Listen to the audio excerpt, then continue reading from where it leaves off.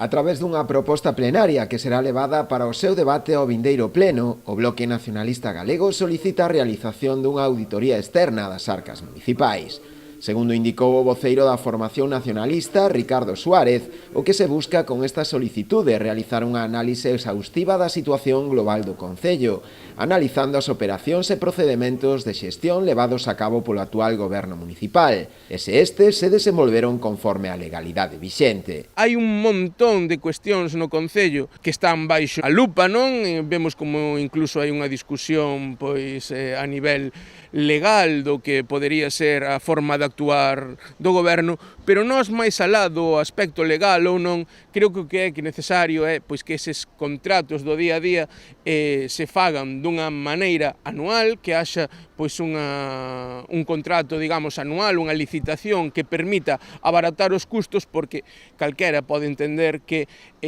facer factura tras factura sobre unha mesma cuestión recorrente infla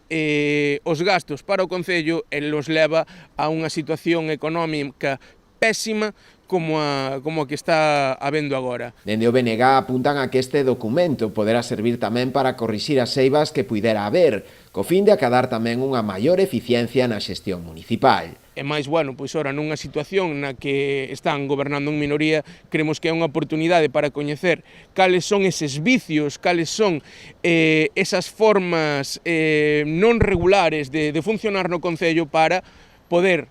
aprender o que non hai que facer e poder cambiar esa maneira na que creemos que unha maneira de funcionar que supón un prexuízo para toda a veciñanza e para